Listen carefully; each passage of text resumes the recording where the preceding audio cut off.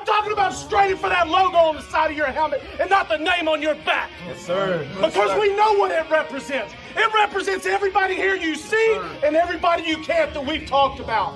I'm here to strain with you, man. I swear to God, I'm here to strain with you. Let's go. Everything you got, strain with everything you got. Let's go. Bills on 3. 1, 2, 3. Bills.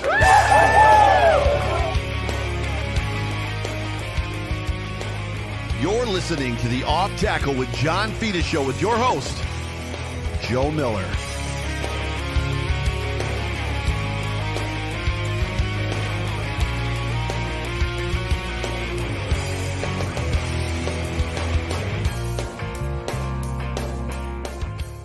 Well, what is going on, everybody?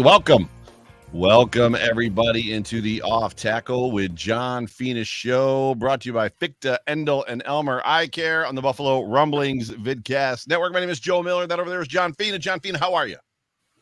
I am great, Joe Miller. How are you? I am just peachy. Oh, wow. And I don't mean my skin tone. Oh, snap. That would be more, not tomatoey. What would, I don't know, pasty? Probably more pasty, my skin tone. But yeah, it's winter. I'm Irish, like full on Irish. Like I look good in green, even though I hate wearing it. Like, here we go, right? This is what you get. Oh, aren't we lucky, though? We got you, Joe. We couldn't do any better. Yes, you are absolutely 1,000%. We're celebrating. We are celebrating. It's Victory Monday, John Fina. Skin tone and all. We got Joe Miller living large. Come on. Victory Monday. I got the shirt on. Hold on. Here it is. Show us. Victory Monday. That's a shirt that I do not have and I need in my repertoire. So I've got the John Fina Friday shirt, but I do not have the Victory Monday shirt. I've got the Mimi Monday shirt. I don't have the Victory Monday. I had to pull the trigger on the Victory Monday shirt because it's so cool. Gotcha. Well, it's good to see you. It's good to see everybody in the chat. Thank you to everyone who is consuming this vidcast currently live on YouTube, Twitter, and Facebook. Whatever platform you're on, please like, please subscribe. So there's a thumbs up button on YouTube. If you want to just jump on that thumbs up button for me, that'd be great. And if you are consuming this podcast in audio fashion on Tuesday, Wednesday, Thursday this week, please also like and subscribe. Before we get started, we're going to hear from our show sponsor, Fichte, Endel, and Elmer Eye Care, and let's hear from Spence. Picture this: crystal clear vision without the hassle of glasses or contacts. Imagine watching Josh Allen's game-changing touchdowns with absolute clarity. At Fichte, Endel, and Elmer Eye Care, we can make that a reality. Now, in a matter of seconds with Zeiss Smile technology, you can see clearly and get back to doing the things you love as soon as the next day. Visit us online at Fichte.com and take our free self-test to see if you're eligible and schedule an evaluation. At Fichte, Endel, and Elmer Eye Care, we are focused on you. Go Bills. Go Bills. We got some stuff to talk about here, John Fina. Oh, that sultry tone of Jay Spence. Go Bills. It's just dripping. It's so nice. We're so lucky. We are so lucky. Let's dig right into this thing if that's okay with you. Why don't you give me some just high level thoughts? There's people in the comment section already that are like, if we could get like 40 minutes of John Fina just talking about offensive line play, I'm good. Like literally that's where people's headspace is at, because the offensive line in run protection showed out, right? So go ahead. It's not run protection. Run blocking. There you go. Yeah. I just want you to be savvy, Joe. I know handsome and pasty and wearing green. You got to add savvy, baby. You got to have the whole package. You just made me sound like the Grinch. I appreciated it. Christmas time. I'm here for you, Grinchy Grinch. Thoughts on the game? Wow. Just wow. I did feel, and I don't know, we could go back a few episodes. I did think we'd take Dallas in Buffalo. I mean, what can you say? Both sides of the ball, few errors, great play, incredible energy. The nature of the aggressiveness of the defense was exhilarating to me. The confidence in the offensive line and the run game, showcasing James Cook was fascinating, right? I mean, it took you back 3-4 decades of football to look at kind of like what this is our feature back. Not only can he run it, but he can catch it, and he just continues to impress. It's really a marvel watching him each and every week. Yeah, it's odd to me, and I tweeted about it, because I've made comments in the past because James Cook coming out, he only the most touches he got in one college football game, I think, was 14. So there wasn't a ton of film on him. Clearly, he was elusive. I think he played well against Michigan, right, in the national championship game with the limited touches he had. But like the beat on him was that, first of all, he has bad contact balance. And for me, it's like, well, all the footage that I've seen him in, he's usually 12 yards down the field already, running at full speed when somebody glances him and then throws him off balance. That's not really going through the line. And then the other one is he's not big enough to be a feature back in the NFL. And it's like, well, his brother Dalvin is an inch shorter than him and weighs 10 pounds more than him. So you're telling me that this 20-year-old kid can't put on 10 pounds? Is that, or does he need 40 pounds? Like what are we talking about? Yeah, I mean, just look at CeeDee Lamb. That guy came out, he was a stick figure. And then I don't pay attention to Dallas football very often, but earlier in the seasons, I was like, whoa, CeeDee Lamb hit the food line, hit the food trucks. And that he looks massive now. Yeah, he's still a little skinny, to your point, but yes, he's much bigger than he was. That's for sure. Like Garrett Wilson isn't a big guy, obviously wide receivers, but then you watch his development through last year, and then the limited catches or touches that he had this year, and then Joe Brady comes in and starts giving him the football, and you begin to see him catch up with the pace of the game. And I mean in game, the game that he's in currently, not like, well, I get 8 touches a game, 10 touches a game, and hopefully I get to do something. You see him find the flow and the rhythm of the football game. And it's like, why have we not been doing this since week 4 last year? Like what? Well, go back and listen to this really cool show that I'm on called the Off Tackle Show. And I've been saying this since last year. I'm more of a crucible guy. You take a guy that you have talent that you believe has talent in the second round, and I just don't appreciate the whole slow it down, just throw him in there. He's a grown up. Same with Dalton Kincaid. They took it a little too slow, in my opinion. And who knows? I was reflecting back on the season earlier, and I thought to myself, for the love of all that's holy, the Denver game, the Jets game, and the New England game, and holy cow, we're the 10 and 3 team. Yeah, the Bills. Yep. Go ahead. I had to go take something because I was getting nauseous. I just really wanted to throw up. I was like, God, those 3 games were just outright giveaway fails. Yeah, epic. I was in the truck today I was picking McKenna up from school today, and I was like, the Buffalo Bills could legitimately be 11-3 right now. They and the number 1 seed. Anyways, I digress. So my thoughts real quick on this football game before we move to the good. Clearly the Buffalo Bills did what they needed to do. At this point in time, the only thing the Buffalo Bills need to be concerned about is the game in front of them. And I know that it's cliche and that's what they say all the time, but there's never been a more true stance. They need to worry about this week, and that's all they need to worry about. And then next week, they need to worry about that week and nothing else. If they win out and do what they need to do, their chances of making the playoffs are very good. They have an opportunity potential to win the AFC East. I think there's a rogue outside chance they could actually be the 1 seed if they win out. Obviously, there'd be a whole lot of losing going on around the NFL, which the Bills have not gotten a lot of help. But this was a great football game. I said last week on my show that I felt like it was something last week, the Chiefs game, they could build off of, which what I meant by that was the defense staying aggressive with the Bills having a lead, which they did. And this game, they to use the phrase that we all like to say, they stuck their foot on the neck of the Cowboys and did not let it up. They were like, nope, stay down there. There was no moment where it's, what if they throw a 90-yard pass? Oh, no. They were just like, we're just going to stop everybody and just do what we got to do. So great football game. Good. We're going to be here for a minute.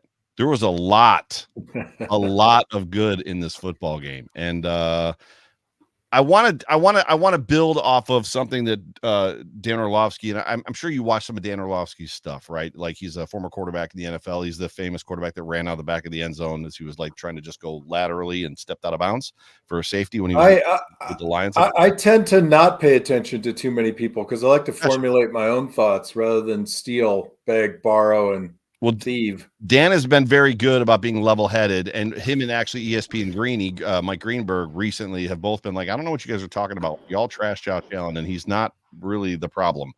But Dan actually was breaking down what the Bills did against the Cowboys, and he was talking specifically about the Cowboys defense. And he was talking about the fact that the Cowboys run a lot of nickel 4-2. He didn't say nickel 4-2, but they run 4 defensive linemen. Light. 2 linebackers that are like 200-pound guys, very, very light guys, and a lot of like defensive backs. And the problem that the Dallas Cowboys had was the fact that we kept putting 300-pound offensive linemen on these 180 to 200-pound guys, and they couldn't do anything. And then we just ran the ball right down their throat, which to me was a very stark reminder of what the Colts did with us with Jonathan Taylor. They just kept chugging Jonathan Taylor down our throat as we just would not come out of the 4-2. So I thought you talk about not coming out of the 4-2, but it's a personnel issue too, right? I mean, right. Say what you want, but look at Dodson, Bernard, and Williams. Those are not Ray Lewis, big fellas filling gaps, right? So instinct, alignment, edge, power, and aggression. They might have done a little bit better, but Brian Urlacher, 6'5". Did you play against Brian at all, or was he just after you? He was after me. After you, 6'5", playing middle linebacker, just like, and big, like from the University of New Mexico. Just a big old boy. Yeah, he lives in Phoenix, I understand. Okay, so. Honestly, I look at this game and I think to myself, what really makes that game? And I know you talk about the defensive personnel, and they ran 4-2 and they were light, maybe some 2-3 safety kind of stuff, because historically the Bills try to beat you with Josh Allen in the arm, right? So that makes sense. Yeah. But the layer that Joe Brady is bringing is how he's utilizing running backs out of the backfield. So we had some nice play action last night, but we're also leaking the running backs out. So whereas you have a spy now for Josh Allen, if we're releasing the running back through the middle or through the B gap and putting him out in space, you're eating up a guy, which opens up the middle of the field. So we didn't need it because we were exposing them with the run, but you can be damn sure that if we had to go back to the pass, we would be hitting the middle of the field because we'd have the linebackers sucking up on the running back crew, which, by the way, all of them played pretty damn well. They've been playing well for 4 or 5 weeks. I mean, this Ty Johnson kid has flash. Like, he can see holes, big boy, and get through them. So Ty Johnson's best play of the game was in the second quarter, and he's lined up in the wing formation outside of Dion Dawkins, and they run that play that I call zone revert, right? So we're running zone to the right, and we're pulling Spencer Brown across the formation. Dion Dawkins at left tackle has an opportunity to mug up on the linebacker who's threatening the B gap, but instead he takes the defensive end. And I'm thinking to myself, okay, he's on Micah Parsons. I get that. But there's a guy in the hole. The play goes, and I'm like, I got to go back and watch this again. Who's the guy that comes up into the B gap and takes on that linebacker and has a brilliant block? None other than Ty Johnson. A wrinkle on a play, and they've been adding wrinkles to this zone revert all over the place. Sometimes the backside tackle is flowing into the B gap and making his way north. And sometimes he's just sitting on the defensive end, and then the pulling tackle is wrapping. It is so cool because there are variations to it. And then they throw Ty Johnson into block, and I'm like, you've got to be kidding me. It was one play with 3 different variations that we saw. We ran lead weak with our incredible fullback Reggie Gilliam. That was a huge play. We ran outside, and we ran a lot of inside zone. We ran 4 running plays over and over and over. It was brilliant. So the Bills have gotten a lot of criticism from all of us that watch it, whether we're content creators or just the everyday fan, watching the Bills incessantly hand off out of the shotgun.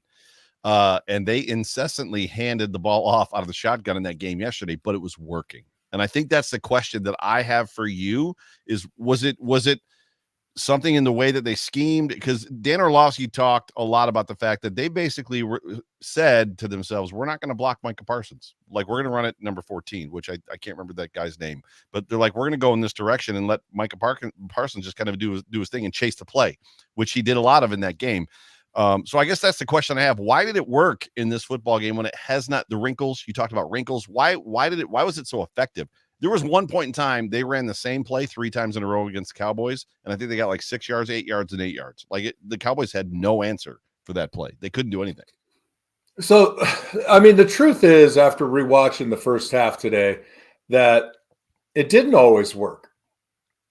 And James Cook bailed out a couple of 50-50 blocks like a 10-year vet. I mean, his and I always say, he's a low center of gravity, but he really, before he makes his move or his jump cut, he really drops his ass, and he's able to make that cut and accelerate. So I'd say on 3 or 4 plays that should have been 2-yard gains, he turned them into 6, 7, 8, 9-yard gains. So it looked great.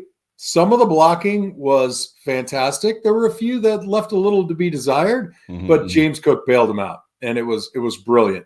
Yeah, he has a great running style. We've talked about it a lot. And I'll tell you another thing. Joe Brady really has a patience for calling the run and saying, I think it's there. I'm going to stick with it, knowing full well that on occasion you get a 1-yard gain, you get a 2-yard gain, you get no gain. That's just how it happens. But if you believe in the plan and you see the things from the top that lead you to believe we can still work these schemes, then going back after it is always a good thing to do. Yeah, real quick super chat from Michael Graham. Michael says that first time watching live. Keep up the great work. Michael, thank you so much. We appreciate the super chat. And Michael, where you been? You laying down on the job, listening in your car in the parking lot? You watch it now. You make it on time for work tomorrow. You don't get written up anymore. Come on, man. It's only year 4 of this show, right? 3, 4, year 4. So yes, but we are so happy to have you. Thanks for coming by the live show, Michael. Did you hear any of the live pressers after the game? I picked up a little bit of Josh. I think it was on the field though, and little James Cook. Yes. So literally, the question was asked of Deion Dawkins, Josh Allen, and I don't remember if it was asked of more than of another person, but they asked them because there was a disparity in play calls, right? So Josh Allen threw the football 15 times, completed 7 passes. The Bills beat them by 20 something points. Like, that's insane. Which if all of us had heard before the game, Josh Allen's only going to complete 7 passes, we're like, I'm not even going to turn the game on. like I'm going to just go to bed. Like, I'm going to get drunk and I'm going to go to bed. Like, I'm not going to watch the football game. But they asked him, was that by design? What did you see going into the game to make you like go that heavy in run? And literally Josh and Deion Dawkins basically said that wasn't the game plan.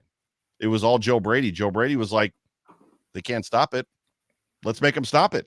And they just kept running the ball straight down their throat, which I feel like, to your point about Joe Brady, as much as Brian Daboll is heralded and is, is being the play caller that kind of developed Josh Allen, but there was a lot of criticism around Brian Daboll. If you remember, there was a lot, like he could design plays and he could scheme guys open, but it felt like he just never had great pulse of what was happening situationally in the game at times. Ken Dorsey, a whole different conversation. But it feels like with Joe Brady, and this is just me as a fan and just as I mull driving around in my truck or sitting like while I'm working, it feels like plays were being called before, and now there's a purpose for why a play is being called now. Right. So, people throw a lot of commentary around like, oh, you need to be situational. Well, what does that mean? It means put the play that you've designed to get 4 yards in place when you need 4 yards. Right. So you've got 3 or 4 of those. It's 3rd and 4. You need 3 or 4 of those. And if they give you a look, then you're going to try to throw it down on the 9 route. Maybe you drop back and protect because they've shown something. But what I see is when you're preparing for a game, you're like, not like me, but you're like an artist staring at the canvas, right? Mm-hmm. And you get your chalk, you do your line drawings, and then you start to fill in the color. And then you start saying, like you're Bob Ross, I'm going to add a tree over here, and then I'm going to add another tree. And then by the time the game comes around, your game plan could be swollen, right? And you feel like I made this. Look at this beautiful game plan I've got developed. And look at this giant card I get to read all these plays off of. So you almost start to get married more to your game plan than the actual game itself. Right. So right. if you filled the game plan with all these nifty, great ideas, but something's working, you know what they say, ride the horse you came in on. Yeah. Yeah. Right. Yeah.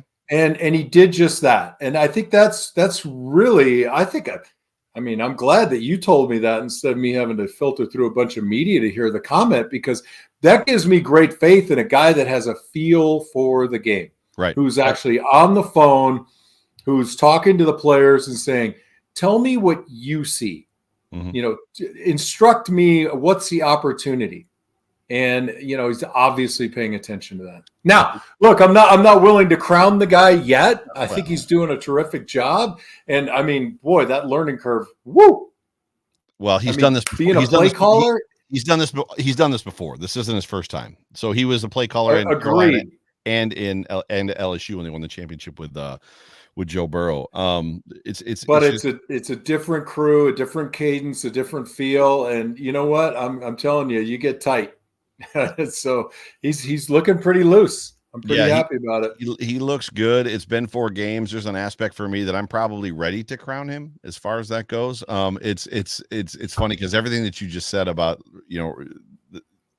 kind of backing up what I said about you find a play that works, keep running. I was going to go to like a family thing. So as a little kid, I remember sitting on the couch with my grandpa, and my grandma would come in the room, and they were married forever, right? So for a million years, and old couples with it, old couples interact, and like the Bills were not good back then, right? Joe Cribbs is the running back, or Greg Bell at the time, I can't remember. And I just specifically remember like they'd have one good run, right? The Bills would have a good run, and my grandma would be like, I don't understand why they don't just run that play every time.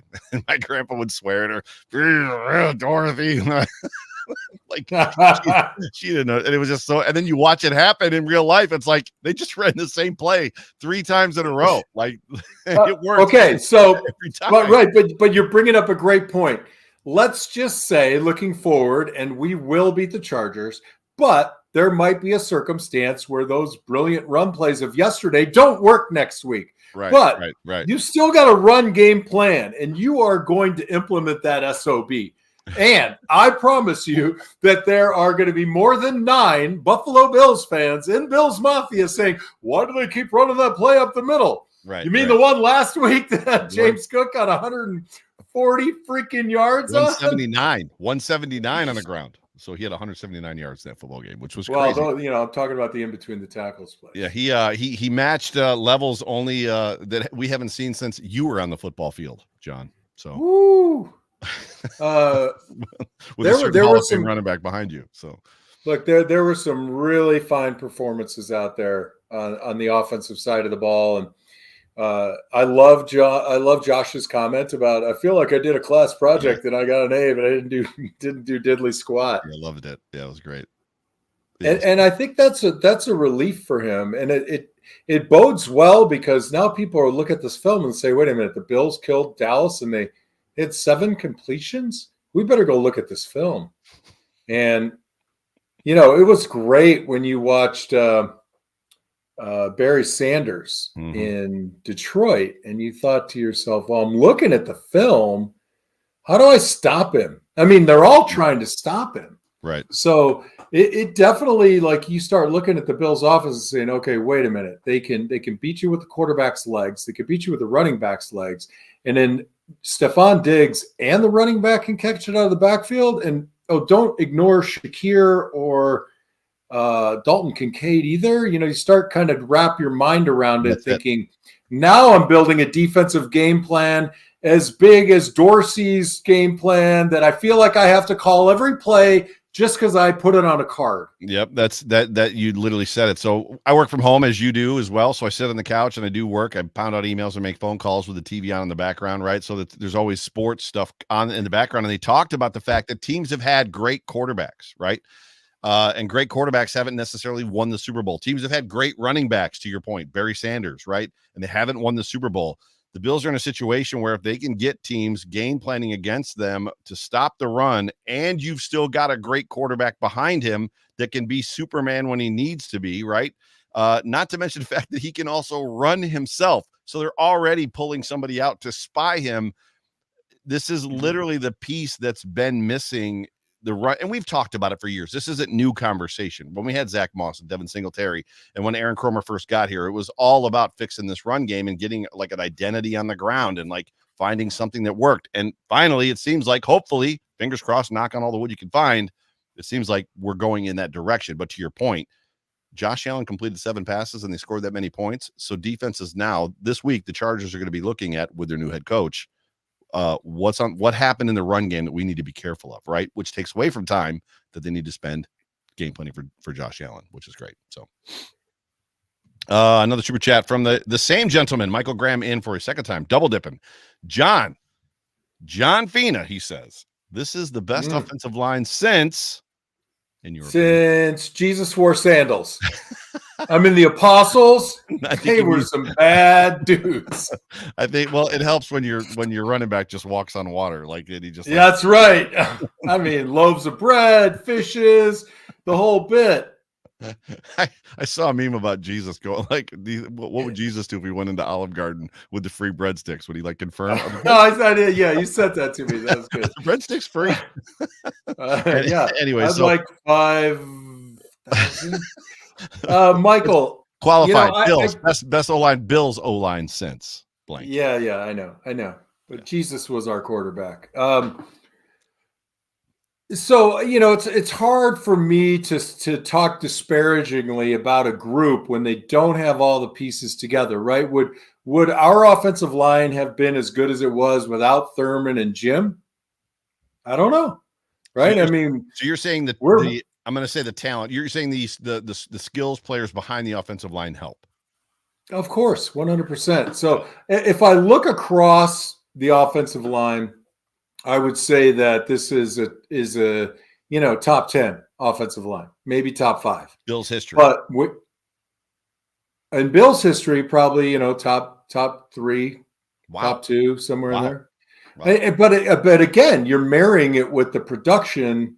If I look across the board positionally, I don't know that we were so much more special, on the eye test than the guys that you have now.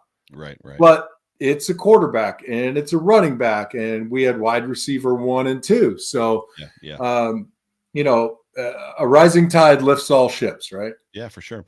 And I think that's what we're experiencing. There's a lot to be said about literally what you're talking about, because even inside of this version, so you've got the electric company, right, which sent several guys to the Hall of Fame when OJ played. You've obviously got the offensive lines with Kent Hull that you were a part of, and all those guys. And then you've got this offensive line, and there were offensive lines in between there when Eric Wood and Richie Incognito were on the team, and some other guys sprinkled in there that did well when this team was good on the ground. But when you talk about Josh Allen specifically, his sacks are down this year, which is big, right? We've got 2 new starting guards. His sacks are down. But even throughout Josh Allen's history, and you texted me during the football game, I think I messaged, or I don't remember exactly how it went. I said that at one point Josh was getting happy feet in pass pro because you could just see that he felt the pressure a little bit. But a lot of the sacks that Josh takes, to your point, are Josh's fault, right? Because he likes to work outside of structure so much. He bails early, he drops too far, he takes off, he does something he's not supposed to do. But yeah, right? Yeah, and I don't it's not a disparaging comment on Josh. No, I'm just saying that if you scramble early and 70% of the time you make a great play, I'm not really like, if I'm on the field and I'm Deion Dawkins and my quarterback does that, I'm cool as long as he doesn't get up and look at me and say, you got to protect better. And I'm like, well, bro, you're going to get yourself off the ground now.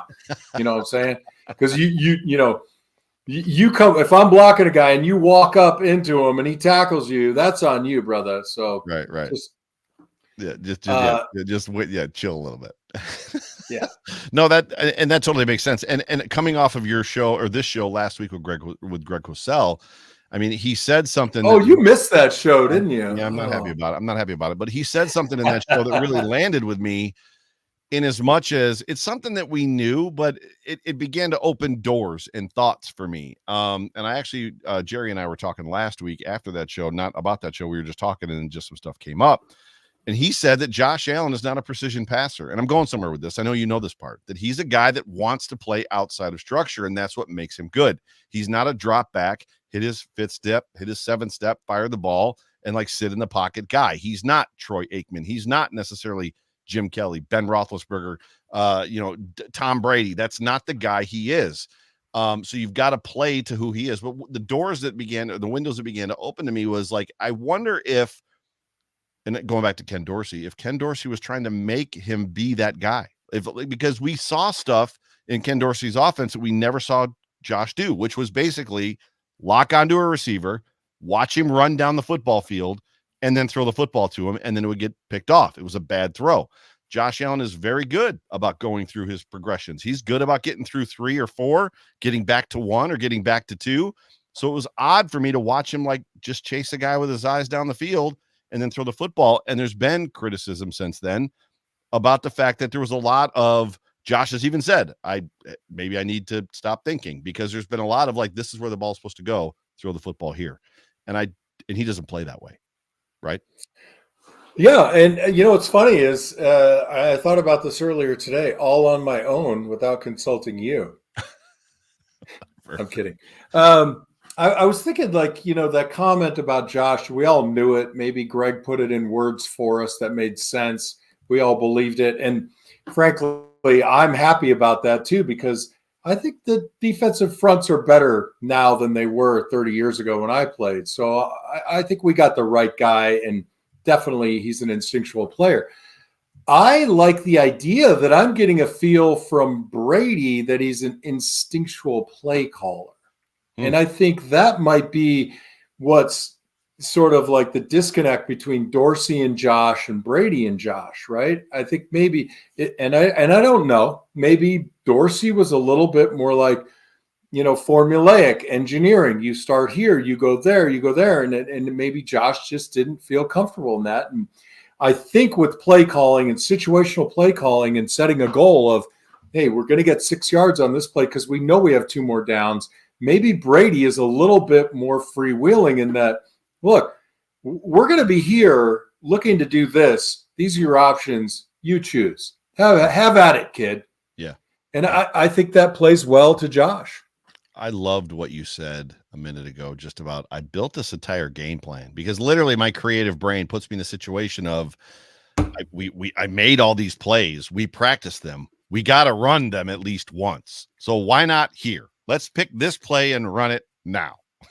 Have the humility to just see what's being offered to you and take that and just put everything else up on the shelf. It was a great idea, but we're running the ball. Let's just keep running the damn ball. So take what the defense gives you is not only a quarterback thing, but you're saying that it's also an offensive coordinator thing?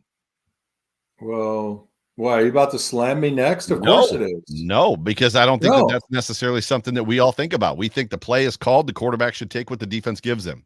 Meanwhile, the offensive absolutely coordinator. No. That's part of play structure and game planning and analytics, is looking at, okay, we're on their 45-yard line. It's 3rd and 6. What do we typically see, and what does that give us? Like, what's our opportunity? And then we look at matchups, right? Yeah. And you say, okay, well, on this particular play, if we get this matchup, that's read number 1. If you get this if you don't, then that's read number 1. And where's my outlet? And everybody's talking about it. It seems like James Cook on the outlet, whether he's going up through the A gap or the B gap, is a weapon. Now, consider this. I'm sorry, I cut myself off. I hate it when I do that. I'm kidding. Wait, I didn't cut you off for a change? It wasn't me. You've got a spy who's looking at James Cook and Josh Allen, right? The spy. He's the guy sitting there. I have to account for this guy. Get James Cook out a little bit quicker. Have him break into the flat.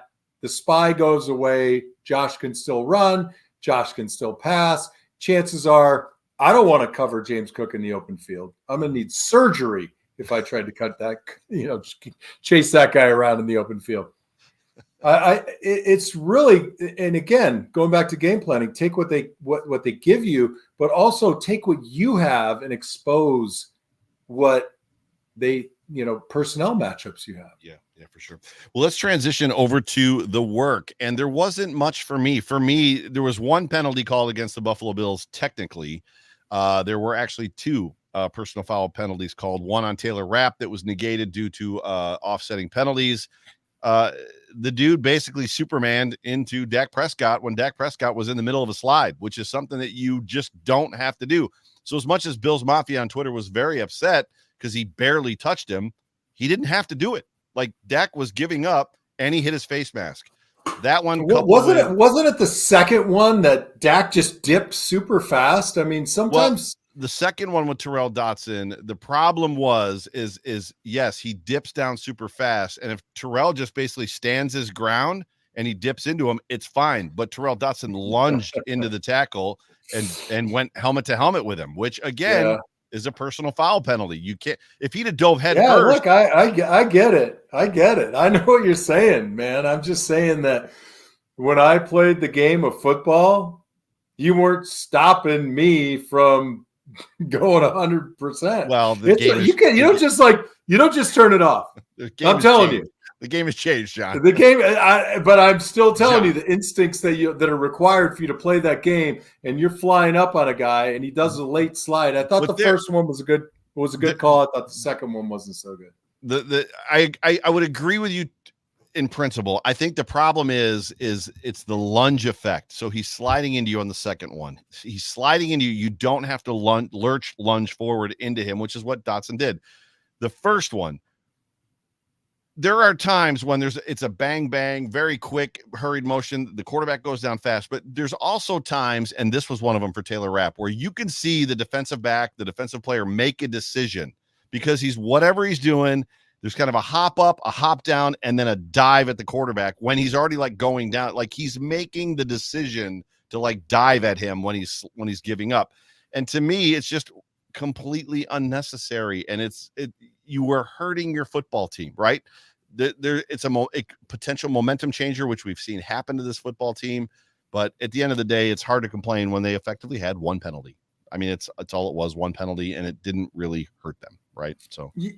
So you say that, and I don't know. I'll go back and look at it, but I think it's more egregious what Lawrence did to Josh because they were standing up, and he literally took that extra step. I think when you're flying around from the secondary, from the second level of the defense, a lot of those instinctual motions and dropping and launching are already in play.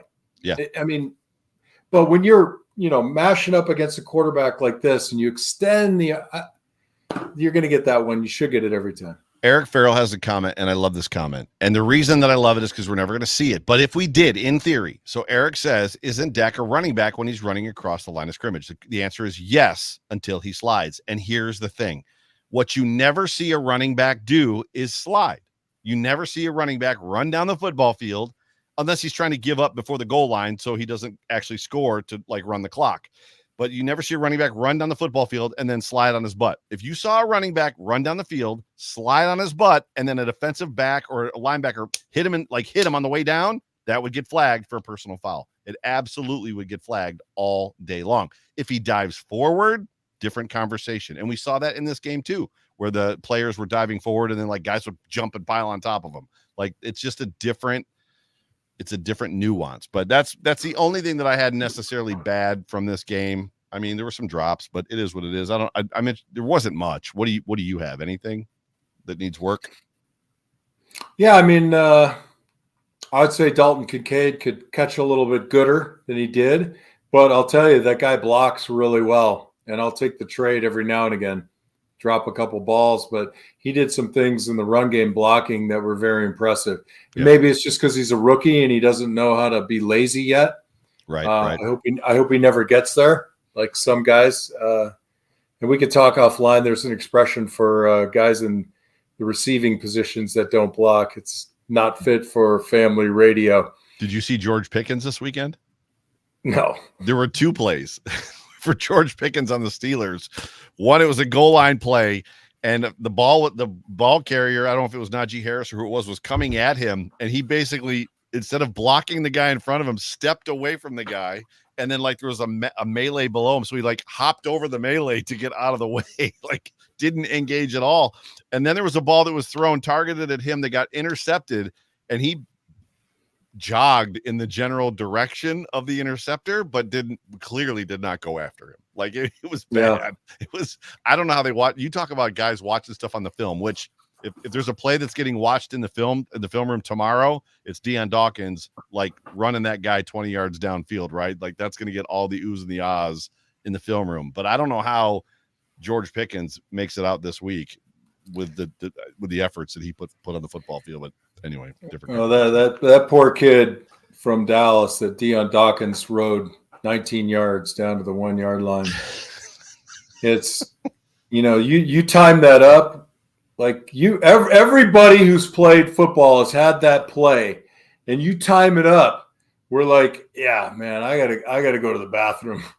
You make sure you're out of the room because that guy's probably a good football player, but he got caught in the clamps. And I watched that play 6 times, and I'm watching Deion Dawkins shuffling his feet, beautiful shuffle, great technique inside the frame. The guy takes off, he starts to extend in a legal blocking way, and it just worked out so poorly for that kid. I'd like to say I feel bad, but I'm reveling too much in celebration to because I've been there. I've been on both sides of that deal. I've been on both sides, and to see one of my guys do it to one of their guys, I'm kind of like, you go, dude, you go. Yeah, it's one of those. The work. It's one of those. Oh, sorry, you want me to go back to the work? My bad. Go ahead. Yeah. So the work. God, after this game, it's hard. So I kind of got to think about the whole season, right? In particular, I think that Osiris Torrance still needs to improve, right? He's still doing some things in pass pro that you can get away with in college that you can't do in the pros. A little too much dog in a butcher shop, right? You always have to stay on your inside. You always have to be on the inside shoulder. And even when the guy's in space, you're a guard, but you're playing like a tackle. You have to treat it that way. You go flying out, you get beat. Beyond that, Spencer Brown still has some, I think, pad level issues, stuff that he should continue to work on, play a little bit lower. He is playing long, and he way better than last year. Playing way better. Oh yeah. Well, I mean, and we'll never know. I mean, until we sit down and drink a bottle of bourbon with the guy. I mean, how much was the back injury really affecting you? But he is so much. People love this, especially like physics, people that do math. I'm like, he's more squarer than he always is. Like, oh, square, right? But you could see his hips are not turning. And I think, I sent something out to Jerry during the game on that. When you stay square, you force a guy to beat you upfield.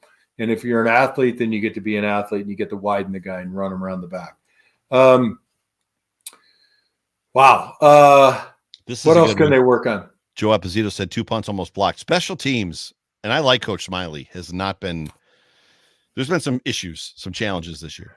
I honestly, I'm just going to say, you tell me almost blocked, all I heard is no pressure, no punts blocked, right? So the reality is most punts are almost blocked. We're talking about fractions of a second, right?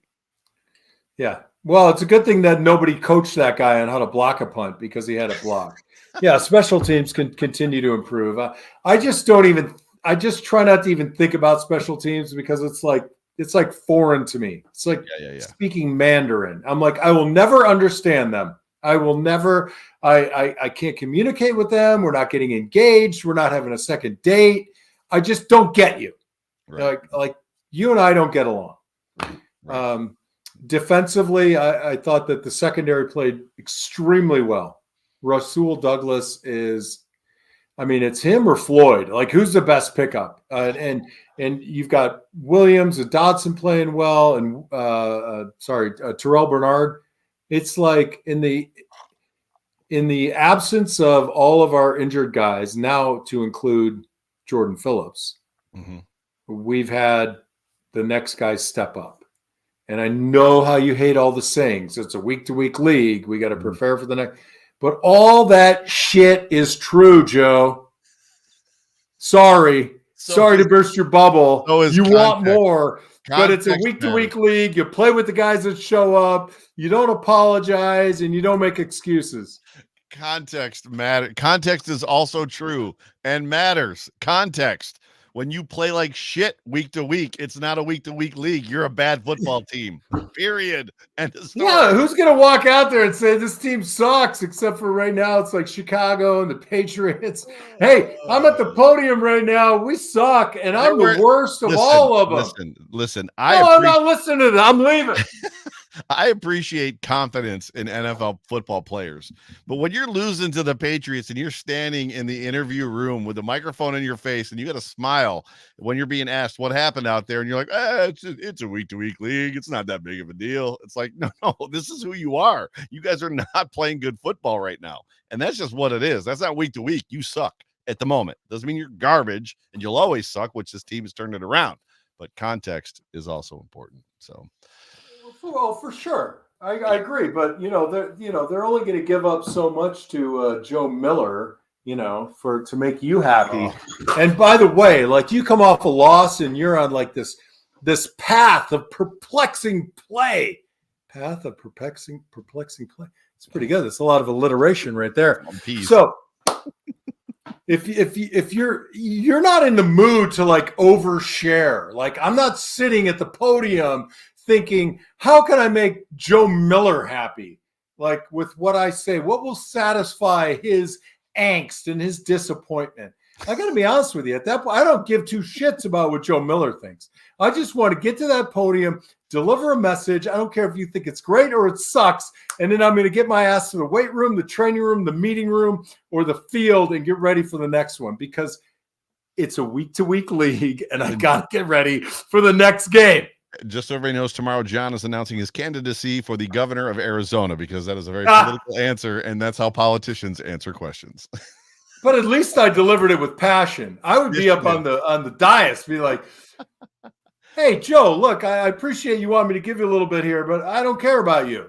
And I'm just going to give you the run-of-the-mill crap because, frankly, I don't want to sit here and talk about how crappy we are at the moment. It's more about the questions that are asked. And I'm friends with a lot of the Bills beat guys, like good friends.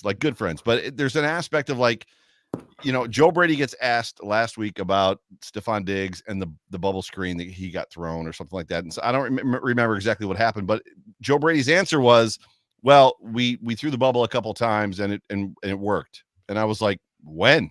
And that's what I would have said. If I was a beat reporter in that locker room, I was like, can you tell me when the bubble screen worked in the last 4 years? Because this is the worst bubble. What are you talking about? We actually had some decent success with it a couple of games ago. You and I were on a podcast, this show with Steve Tasker, and Steve Tasker finished my sentence. I said to Steve, when you've got a defense that sees the bubble screen as much as ours does and gets beaten by it, he literally stopped me and said, why can't our offense run one? And I was like, yes, exactly. I hate the play. I mean, I don't even want to talk about it because I hate it. Right. But anyways, that whole thing is about just, answering questions. But let's talk about this. This is going to be quick. We're going to be done here in a minute, which I did my best this week, just so you know, to get us out of here in like 35 minutes, 40 minutes. I know, but that's the problem. We got to do a separate podcast because then we're like, we don't play off anybody. I was like, 10 minutes. A great game. See you later. 2024, the Off Tackle with John Fina show is going to be a daily show, 20-minute daily show. So you want to do that? If we get the sponsors for it, I'm all in for sure. I'm telling you, Michael Graham said he'd vote for me. Maybe he's got a few ducats. You got to be able to substantiate my campaign with some dollar value, Michael. Let's go. The Buffalo Starts Bills. here. The Buffalo Bills are flying to Los Angeles to play the Chargers, who have just fired their head coach and who should have been fired 2 years ago, probably. I don't expect this to be a rally around the head coach kind of game. They fired the head coach and the general manager. That team is a mess. Obviously, Justin Herbert's done for the season. Keenan Allen struggling with some injuries. The Bills should go in there and they should dog walk this team, in my opinion. So I don't know what you've got for expectations for this game. Oh my God.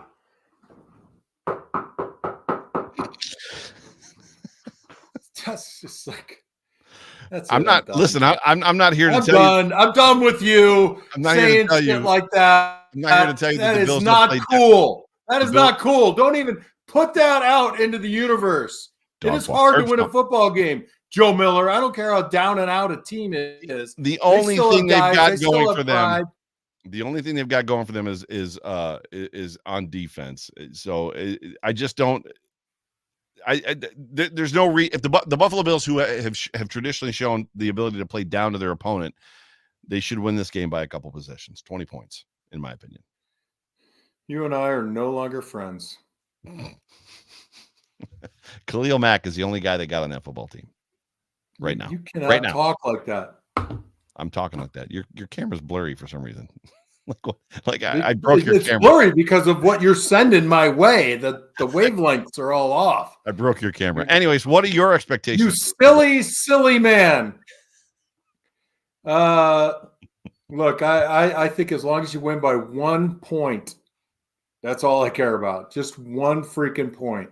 If the Buffalo Bills go out there, play down to their opponent with a new head coach, new general manager, no starting quarterback, and they win, they come out of that game in a last second field goal to win the game by 1 point. We are not having a fun conversation next week, Monday, which is Christmas. I'll say this. Oh God, is our show on Christmas? It'll be Sunday. The game's on Saturday. It'll be Sunday, but yeah.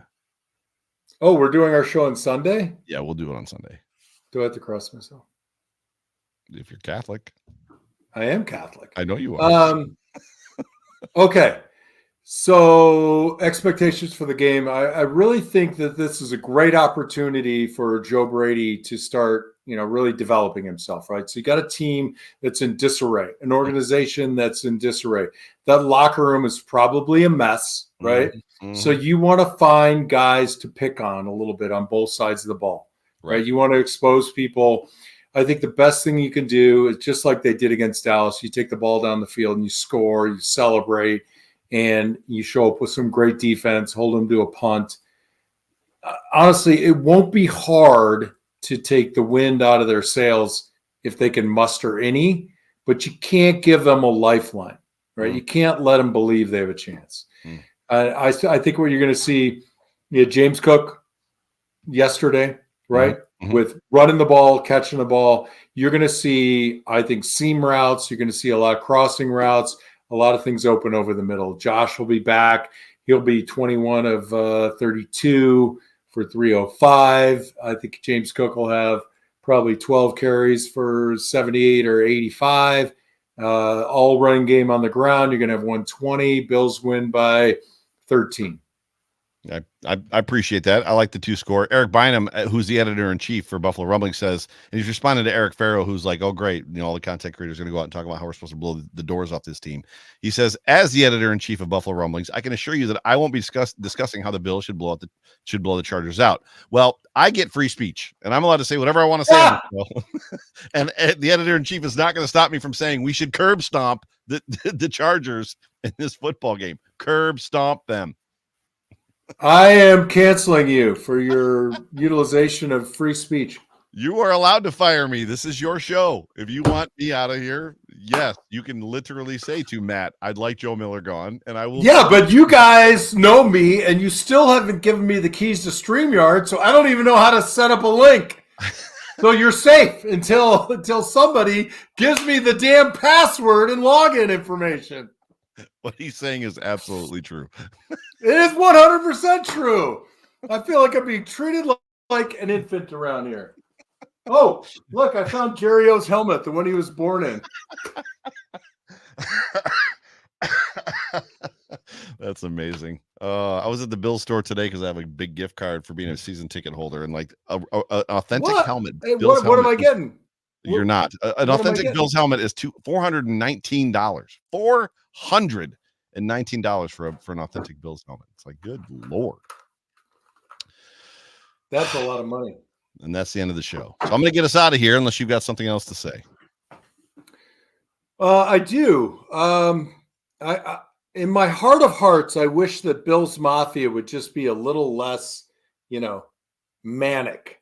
Mm-hmm.